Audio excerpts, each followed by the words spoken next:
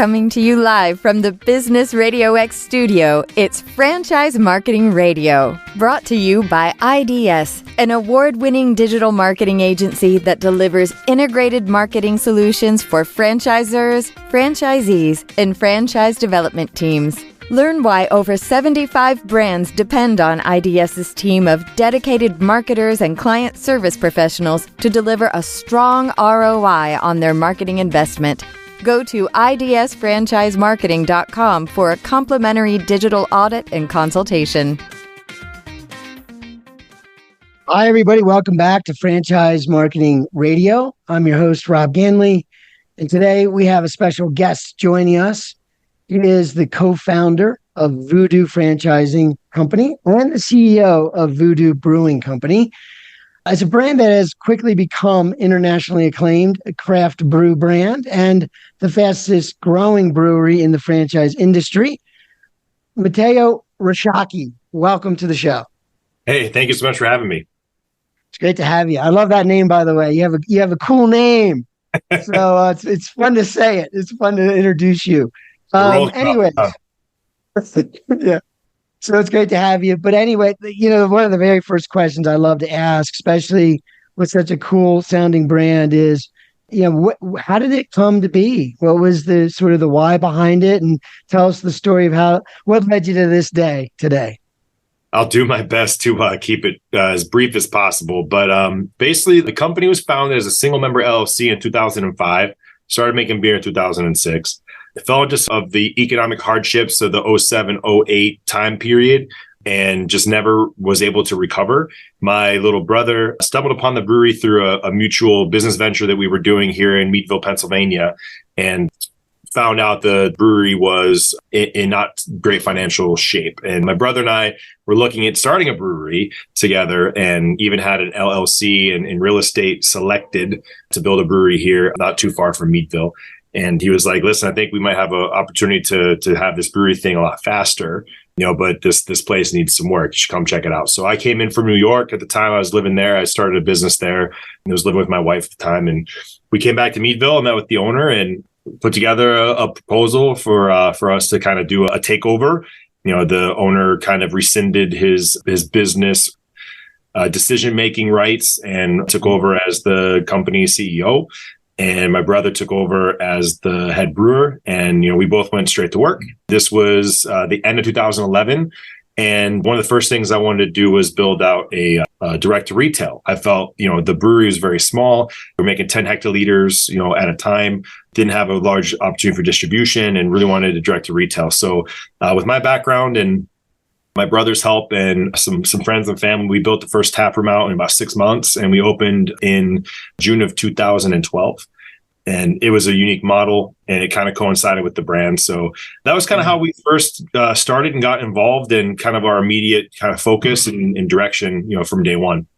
Yeah, well, interesting because it's like, well, so you had a passion for that kind of a business, but you kind of went into it, I guess. Looking back, you kind of went into it like this is a challenge, but we're going to take it. Like your very first assignment as CEO is turn around this business that's fledgling. So I don't know if you look back and say, maybe that wasn't the best idea, or maybe it was. But it certainly was. And at the end of the day, I looked at the business, I broke it down. I looked at its debt obligations. I looked at some of the different things that were going on with it. I looked at, possible ways to build out a pro forma, a forecast, and you want to make sure everything's going to be, work right on the balance sheet, and just, really dive in financials. And luckily, a lot of the investments that were made into the brewery were from our local redevelopment and economic progress agencies. So they were very flexible in trying to work with us. And hey, at the end of the day, they just want to get that principal paid. So we were able to kind of renegotiate some of the terms of the notes, and we wanted to make sure we got those. At the end of the day, those loans are made to incubate and foster small business in communities. And if you can't pay that back, you're basically taking away someone else's chance. So I just felt the personal obligation of making sure that those notes got paid. And it was doable, but it was definitely tough in the beginning. What a great, I got to point out to you, if anyone listening, it's a great testament to who you are and the character behind what drives you as a franchisor, because You basically showed that even back then you could take a business model, clean it up, and make it work. And that's so important. And that's so important to really being successful in business. But the other part too is that, you cared about the community, which is another big part of what franchising is about, is because it's the same thing. It's a different scenario, but it's the same feeling of loss. If a franchisee doesn't do as well, it's the same kind of scenario. You don't want that to happen. And I'm sure that's how you feel. We'll get into that a little, but tell me a little bit about, so you went from that point in 2012 or so, or 11, and then there was a decision to think about franchising. How did that, I mean, you sound like a pretty savvy guy, the way you came in and turned things around, but did you know about franchising, or was this like, oh, wait a minute, this would be a cool way for us to take this to another level? But tell me how that came about. I mean, anybody who's been to a Burger King, as a kid asks like, well, why are there so many of those? And they're everywhere. It's like, well, you learn about franchising at some point, they exist. You're at least somewhat aware of it. And I remember we were building out, I want to say it was our sixth location, our sixth corporate store. So we went from one tap room and we opened a new tap room almost every 18 months consistently, to the point where we had 7 stores. But when we built our sixth location, we very consciously, I remember we kept like a legal pad on like the bar. Wasn't poured yet. It was just like the shell of the bar. And we kept it there and we just wrote down every step of the process.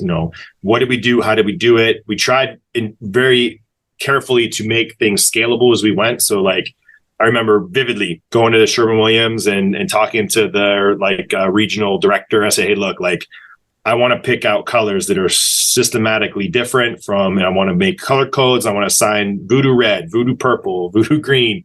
And we did this with even like the way we were sourcing kitchen equipment and designing kitchen layouts based on the menu we were going to serve, and picking out what foot candles we wanted for lighting in the kitchen, where we were putting, what kind of bulbs and lighting, and, the design of the fixtures and every little detail. We just kind of documented it, and we wanted to make sure, is this something that we could scale? Is this something we could replicate? Because our tap rooms, the experience is unique. There's a vibe. You walk in there, you're in a Voodoo when you're in a Voodoo. There's just no mistaking it. And you want to make sure that can be, translated time and time again. So that's kind of the direction was, okay, we're not quite sure how this will scale, but let's work on it. Let's see if this is doable. And we just started mentioning the word franchise. My COO at the time, Jake, good personal friend of mine, we came up together and our wives are best friends. And he was the one that actually floated the original ideas. This is franchisable. This really could be, but let's explore it. So, we had to get, a new LLC set up, and we put some money in there, and we looked at, really, was this from a legal perspective something that we could do? There's a lot of things that we have to navigate, particularly because we're a brewery and we're involved in the alcohol business. There are some things we had to make sure we could work. So yeah, no doubt. It's franchisable for sure. I'd say, I have a guy that I work with that says if it's legal, ethical, and it makes money, it's franchisable. A lot of people don't realize all the various, I think that I've read somewhere about almost 400 industries are represented in the franchise method. It's really a growth decision. It's about how you decide to take your brand and grow it, and how you're going to source that funding. And it's the American dream. It's the idea that we can help each other, find other people that have enough maybe from one location, but not necessarily enough to build a network or a national brand. But this looks like it's well on its way.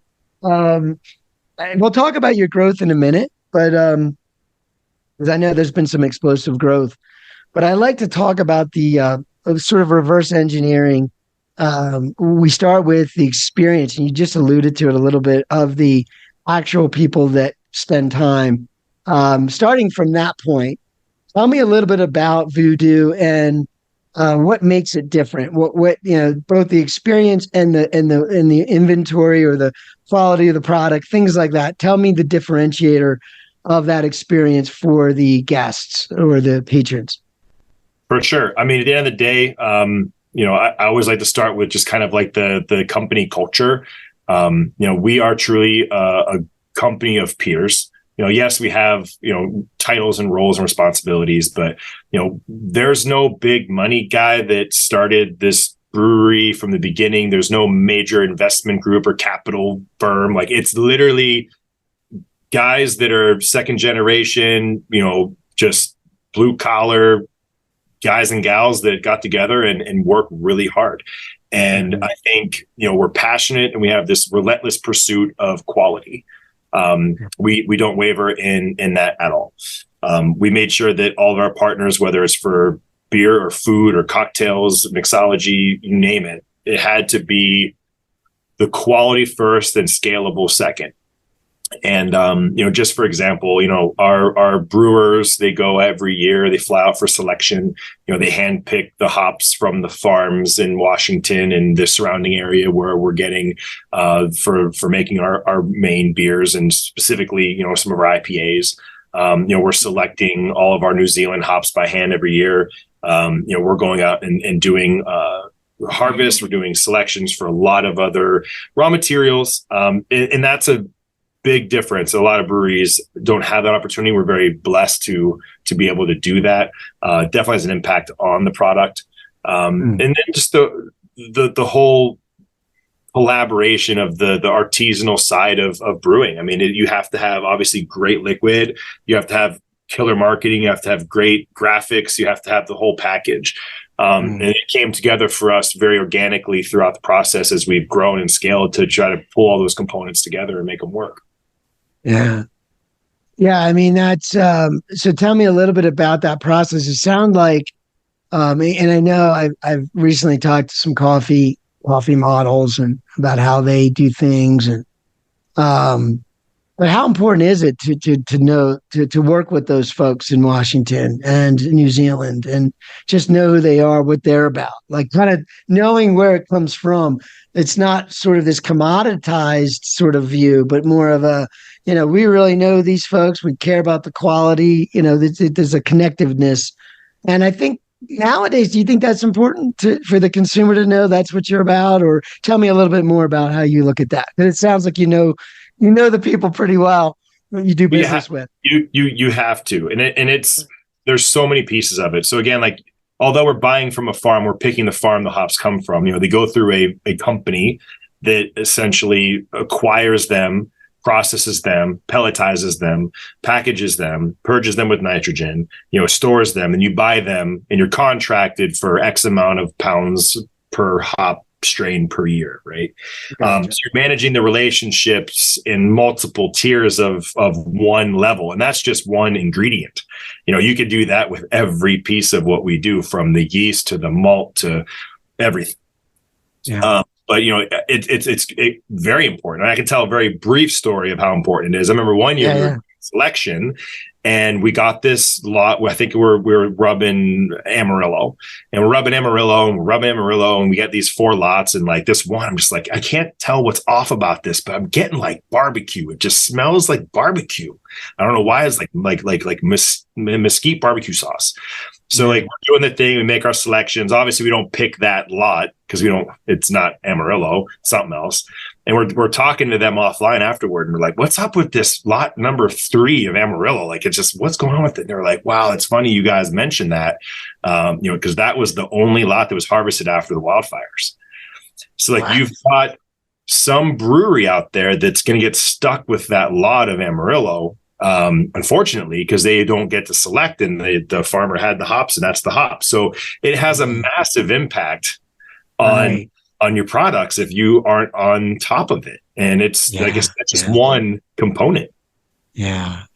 No, good stuff. So going back to the quality. So it sounds like your franchisees in many of your locations it's a big part of probably the business model to think about the products. And it sounds like it always evolves. So how different is it everywhere? Or is there sort of a lineup approach that you use and variations, like maybe some local variation, but then there's also some other things you always have? How do you approach having a full menu of beer? I know today there's just so many, like it seems like you could have like many, but how do you approach that, and what makes it unique? And back to still focused on the unique qualities of your. For sure. Yeah. So I think the first thing I would say is because we're marketing this opportunity as a anti-franchise franchise. So it's for people who don't want a franchise, but hey, this is something I really could see myself doing. And so, well, this might be for you then. So the way we program this out is we try to do between 20 and 24 taps at the Voodoo locations. And we're going to be filling most of those most of the time. And it's a combination of our core lineup, which we have 9 core brands right there. Then you're going to have seasonal and spontaneous Voodoo releases that'll be coming out. Then you're also going to be we've got 2 seltzers that we make. And then you're going to do some local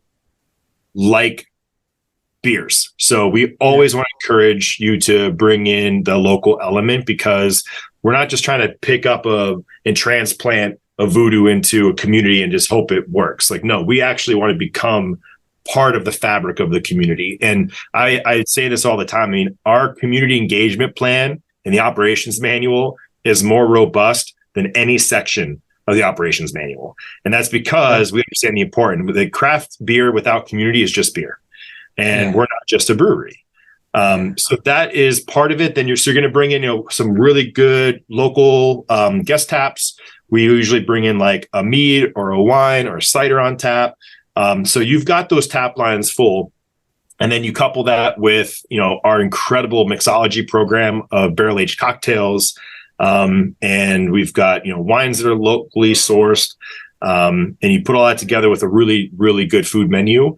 We have core elements you're going to find everywhere. You're going to get a Voodoo burger at any Voodoo location. That's just the Voodoo burger staple. And you're going to see our Bavarian beer cheese and pretzels and some things that are just the mainstays for, what is intrinsically on the Voodoo menu. However, every single Voodoo menu is going to have a local twist. We've got elements that we're bringing in from the location's proximity, that's going to be popular or that, the consumer wants. And we're also rotating that seasonally as well. Yeah. So it's a really cool way to, take something and kind of customize it for success. Yeah. So you have a team in place that really helps folks focus on the creativity of it, the relationship of it. You want to bring in, if you're from the Philly area, you might have a staple cheesesteak type of thing you do. But you would have that sort of a creativity but your team really can just help the blocking and tackling part. It's obviously time consuming and in business, there's a lot of decisions to make. So sometimes that's the enemy. So it sounds like there could be a lot of that, but you kind of guide your franchisees so they can bring their creativity, their knowledge of the local market, their desire to connect, and you guys make it happen. It sounds like to me, which is a hard thing to do, which is why, you're the anti-franchise franchise, but it's not always easy to say, how do we make everything localized, right? I mean, that there's an actual pattern to that, but so in a way you're still a franchise, but it could be the hole in the wall that no one thought that, hey, there's only one of these in the whole world kind of thing. Mm-hmm. So, yeah, no, exactly. I mean, it's a good balance of, look, here are the things that we definitely do. Here's the list of things we definitely don't do. Then there's everything in between. And bring us your ideas. There's an approval process. We're not just going to throw any idea on a menu and scale it. At the end of the day, too, I mean, we have, monthly recurring calls with all of our store owners and our ops team and development team. And we're talking about, what ideas we have as a group. And I mean, the high tide rises all ships. And, we know we have a concept that works, but it's a model. It's not the law. We definitely working with our owners and improving, the brand as a whole. Yeah, it's usually the part you're referring to is what makes it work that much better, but it's the foundational blocking and tackling that folks don't have to think about that makes it doable and the success rate so high. But tell me a little bit about the operations manual, and we talk about the fact that there is one. First of all, in franchising, you've got that's sort of the center point is the operations manual. And of course, there's training around it. There's support around it. It's ongoing. It's always being innovated and evolved. But you talked about the community engagement part of that, and you said, that part, man, we spare no expense, because you saw as an owner, and a successful one at that community is what made it matter, and what made people want to keep coming and drinking and eating and inviting their friends and hanging out and having excuses to hang out. So it's about that community, and this is about marketing, which is why it's always interesting to me. Tell me a little bit about the process of launch and then just ongoing. And there's this idea of community engagement in that. And I know there's a lot of sort of this idea of screens and digital, and we're all obviously connected. So there needs to be that side of it that you're totally tuned into. Tell me how you work, because clearly the community part I know is the exciting part, and the part that really makes the marketing easy, because if everybody's talking about it, then it happens naturally. But you still have to play the digital side, right? You have to think about all those things. Mm-hmm. How does that work for you? Tell me a little bit about that launch through ongoing process and the marketing side of things.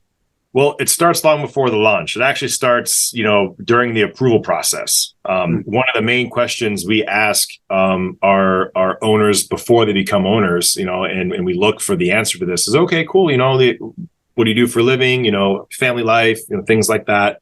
But what boards do you sit on? What charities are you involved in? What are you doing in your communities? Are you involved in any development projects? Or, those are really important questions, because we want to see, who's already involved, immersed in their community on a deeper level. And those people tend to be really good fits for us in the beginning. If they're already doing it, it's part of their nature. That's where it starts for us. And I also want to make sure too, we take a completely different approach to how we handle community outreach and community development and marketing. They're separate, and they couldn't be more distinctively different. And if you're doing outreach and community engagement as marketing, you're already fucking up. That's just not how you do it. The element of outreach and community engagement needs to be selfless. It really needs to be. And your marketing is obviously a little bit more on the selfish side. So what that looks like for us, every single pub is different. We have utilization of, all of the social media platforms to kind of engage consumers from a very beginning element. We have real estate, we have a construction timeline. We'll throw little nuggets out there. We'll utilize it as a tool to start kind of building up a base. We do that from the very beginning. We do a lot of engagement with, the traditional medium, everything from, your general news outlets and things like that. As we're scaling and preparing for a grand opening, the way we handle our openings are a little different too. We always do a friends and family night, which kind of gets everybody's feet wet. We'll invite, some of the GC or the contractors or their families, and just kind of have a night where we can kind of just start the wheels and see what needs greased and what needs some work. And then we'll usually do another night where it's kind of we'll invite maybe the wholesaler, or we'll invite some of our vendors, or we'll invite generally some of the marketing folks, or the news stations or different media outlets. They'll come another night, and then we kind of ramp up for a grand opening. And we've gotten to the point now we're doing almost 3 to 4 nights before we do a grand opening. And it also gives some kind of early access, which people seem to really enjoy. And then, beyond that, huge use of technology. Right now, the partnership list is so long, everything from Pop Menu to Paytronics for national gift card programming to consumer loyalty programs to, we even have a in-store audio messaging that goes through our partnership for we have custom curated radio stations that play throughout our locations. And we can even do the messaging to the consumer through our own advertising. So there's just a lot of use of really cool new features and things that are seeming to be effective. Yeah. What do you think of when you hear about AI, all the buzz around AI, and how that affects sort of a model like yours? How would that maybe play in? And not that you're not already using AI underneath. It's a programming software, really. Algorithms and things, but in terms of the idea that you can use sort of AI as a representative of your brand. I think that's a real thing. Oh, it's certainly a Obviously. real thing. Yeah. Yeah. I mean, So tell me what you think about that. Or I where's your head with it? I know it's early, but it's got a time and a place without a doubt. I mean, that is that Chat GPT app. uh-huh. I mean, it's wild. Like, you can put in just a couple things that you want to put together in a post, and bam, call to action. Witty. It's incredible. And it's a resource that needs to be utilized and has a time and a place for sure. You can't just rely on that, because at some point you're going to lose a bit of like the culture and the vibe and the voice that you have, that's like specific to your store or to your community or to the brand as a whole. But yeah, it's definitely good in a pinch when you need to make a post and you want something, you want to say something about something, and here you go. Yeah. So you guys are so for you have to communicate a lot, and obviously there's a lot of content marketing that you can do through social media or other types. But this is where, at least in your view, you're using it now to help with some of that. And it's an ongoing question, like how and where does that interact with us as humanity, and that'll affect every business model. But interesting, and no doubt you're using all the other tech required to give people. Again, it goes back to what I said earlier. It's just about the experience you're trying to give. And ultimately, you want to reward people. So things like an easy reward program, right? That just knows that you're there a lot. I love those. Just I bought 19 times in the last 30 days because you just remember that for me, and maybe just give me something along the way. That to me is always a good thing about those types of things. But so I'd like to make sure we touch on before we do go. A little bit about the opportunity itself. So it sounds like it's a great community business, great vibe, great ambiance. I think based on what we just talked about, the world is in need of that sort of engagement, places we can go. I always say for me, like, it could even just be a daytime burger joint that you like going to, but I think that ambiance still matters too, but yet alone, something like what you guys do, it's really is a social, family, hang out, spend time with people you care about kind of scenario. And I think that's more important. I think that's going to be more important in the future. That the businesses are good at that they can extend that to people like myself and create that ambiance and that environment for me to show up and feel like, this is kind of like comforting, or it's like home, or I like it. So I think that is going to be important for all of us in these franchise models. But in terms of getting started with something like this, you kind of alluded to a little bit of who you look for. What does it look like to get going? I mean, if I were to look at this, you might think, man, I don't know if I could ever do something like that. Like it's scary to a lot of folks, even the ones that financially are very viable. How does that work? What would someone need to get started approximately, just roughly? And then, what kind of opportunity is this for the future for folks? I always talk to folks about the amazing benefit of owning something as well as generating profit every year. How, putting those together is a little different than a job, not to mention it's your heart, you can kind of represent it your way a little bit. You have the franchise brand behind you, so it's a little bit of a hybrid there. But tell me a little bit about how that works. What is that sort of, what do you need to have in terms of financial backing? And then what could you expect in terms of what this could do for your future financially? Sure. So, I mean, it's a moving target right now on everything from real estate to construction. I mean, it's the ebbs and flows of that right now in this climate. It's a moving target. So, we have a really wide range, and it really will depend on what size footprint you're looking for and what area, and what type of construction is going to be involved. So, from a capital standpoint, I want to say we're looking for people that have around 400,000 to 800,000 in capital. And then we have a lot of different things we can do with that. That's Right. generally like where we're looking to start. And the range seems really excessive, but really it's we've done pubs on every end of that, depending on where it is and how big it is and what we were Right. doing for the build out. Right. But beyond that, I mean, really at the end of the day, we are, very, very involved in the selection process. And our development team, if they make it through the vetting process, they come out and they meet myself and or my team. We do an approval day at a minimum on a monthly, cadence, and we get a chance to meet, the prospects, and we'll ask them those questions about, how to involve you in your community and, what you've been up to the last few years and why this voodoo thing. And, we really get to know everybody before we decide to go forward. And we definitely, unfortunately, probably say no more than we say yes.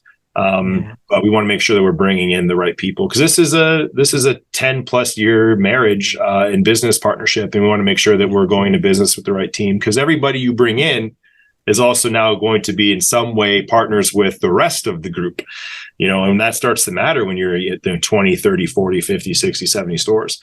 It really starts to matter.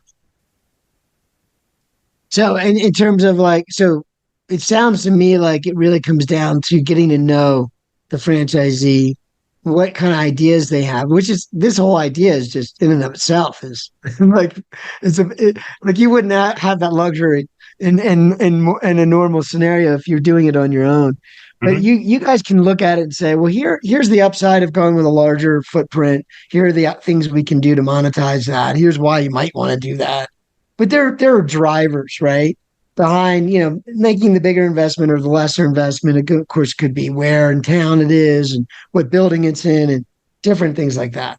But you guys have these. Yeah, we work with our team to do very in-depth data collection on every real estate opportunity before we engage and we go from LOI to lease. We're very involved in trying to ensure we're making good decisions. In a post-COVID environment, landlords are being very overly protective with their spaces when it comes to what they're looking to get out of it for rents or securities or in just an attendant in and of itself.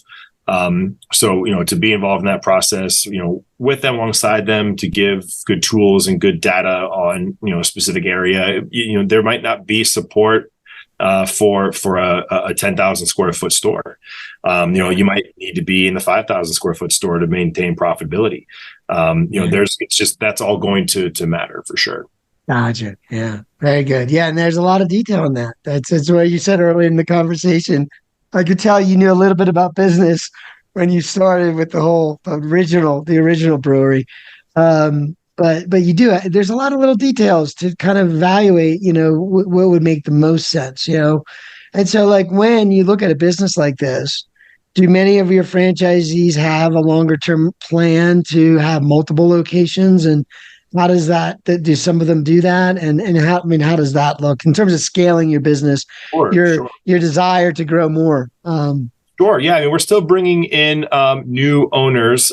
We are probably looking to start throttling back on franchise development. Not to say we're going to put up a sign saying sold out, but we're definitely going to invest a lot more of our time and resources and financials into pub profitability, do some store level, data collection, work on making sure their owners are profitable and happy and, they have the support that they need. So we're probably going to be working with that because a lot of these single stores are evolving into multi-stores. We also have people right out the gate that are taking 3-packs. That's what I was thinking. A lot of people have that view. Yeah. I'd say about a third of our owners are multi-store, multi-unit owners. Gotcha. So yeah, we're making sure that we just have the infrastructure and the support to ensure everybody is successful. What are the global drivers? We didn't zero in as much, but just on this whole industry, it's definitely evolved over the last 20 years.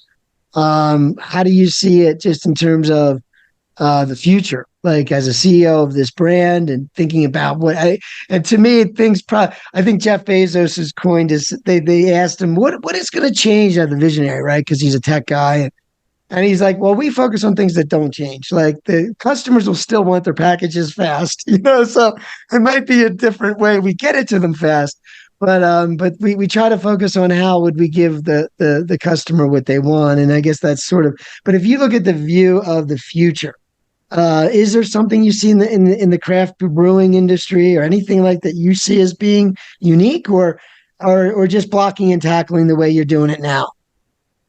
I just think brewery awareness is going to become a big thing, especially if you're looking beyond like being a regional brewery, making sure, that you can take your brand and put it someplace and have people recognize it and know it.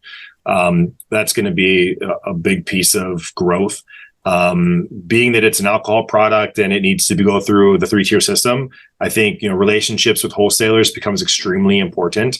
I've actually heard, this is like we call it ABP season, annual brewery planning season, and we're going through and we're doing ABPs with all of our wholesalers. And for the first time in my career, I'm hearing a lot of stories about just a lot of beer in the market, a lot of beer that's being dumped, that's not being sold.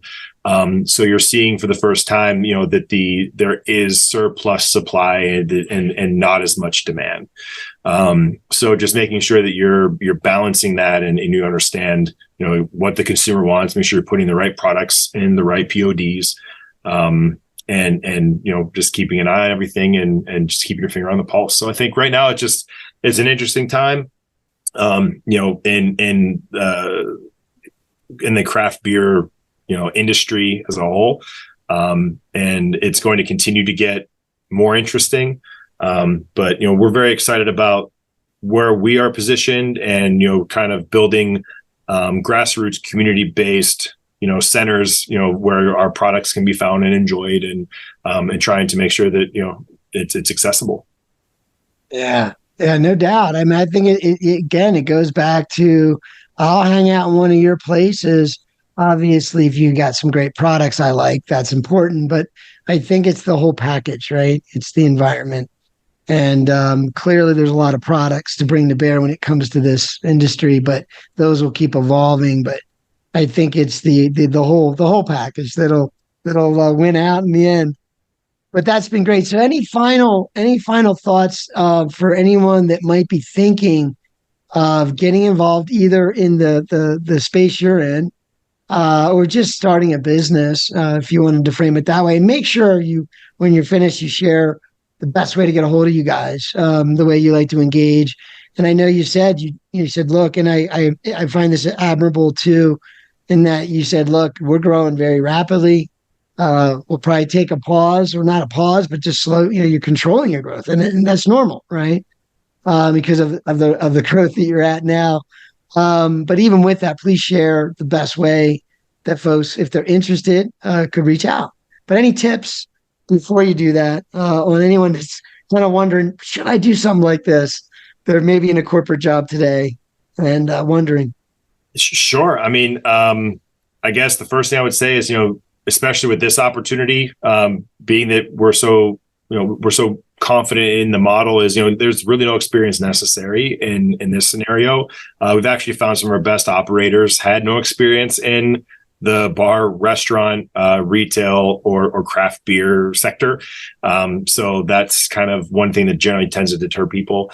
Businesses in general, I've always said, if you're going to do something, you need to do it with, absolute intent, and know what you're doing before you do it, and, what your outcomes and your goals are going to be. Establish those before you start making decisions, or you start going down a path, and maybe it's too late to turn around. As a whole, anyone who's interested in learning more, voodoobrewing.com is without a doubt the best resource. Information about our beers, our brand, more information about who we are and what we do is able to be found there. And then in the menu bar, if you're interested in pursuing a possible franchise opportunity, there is a button there for Own Your Own, and you just click that, and it'll get you started on the process. It's very simple. Yeah, very cool, man. Very cool. I think you guys got one out here in Colorado Springs. That's where I'm at. I thought I saw it when I pulled you guys up. Yep. So I'll have to go look for it. But all good stuff. And they like their beer out here, so I'm not surprised at all that you guys are here. But it's been a pleasure. I appreciate you sharing your journey, your insights, Matteo. I hope to have you back again in the near future. I would welcome it. Thank you so much. Appreciate it. You got it. Bye for now.